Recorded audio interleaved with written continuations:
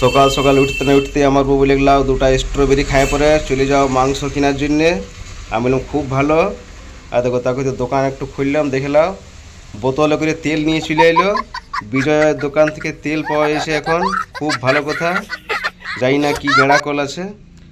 তা করতে সেটজি ডাইকে পরে বললে মূলাটা নিন যা, আমাদের ঘরে তো কেউ মূলা খায় না, তুইই খা। মানে বাবার এই বিশাল মূলার সাইজ যে, হে মূলার থেকে তো মূলার পাতাটার সাইজ বিড়া ডবল। ঠিক আছে দিন দাও, খুব ভালো দেখিলাম।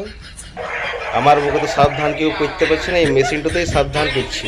এই সাবধান সাবধান বলছে তো বউ বন্ধ করে দিয়েছি। যাই হোক খুব ভালো।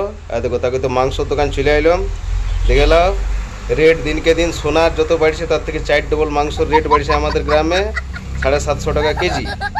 তাকে তো মাংস আনার পরে বললাম যে তাহলে নাস্তাটা বাইরে করে এলে। আর দেখো লিটি ফিটি চপ সব রাখা আছে। আমার বেটা বললে চল হ বাবা আমি দুটা খাবো। তাহলে ঠিক আছে, দুটা লিটি আগে দিন দাও। বলছে ঠিক আছে, গরম গরম ছাঁকিয়ে দিচ্ছি। তাকে দেখে লাও, দুটা তো দূরের কথা, অর্ধেকও খাইতে পারলে নাই। পেট নাই, শুধু খেলে বলছে, দৌড়ে বলছে গোটা দিন। তারপরে এখন সরস্বতী পূজার মহল দাদা, কিচ্ছু করার নাই। দুটোতে এমন ছুটাছুটি করছে যে কিচ্ছু করার নাই। দেখে লাও, তাকে চলে পিন্টু দার দোকান। বললে আমাকে বাবা ওয়াটার কালার কিনে দাও। মানে কত দাম? 20 টাকা। মানে হয়ে গেল গোটা দিন আজকে পাঁচালি আমার। ভাল লাগলে লাইক শেয়ার কমেন্ট।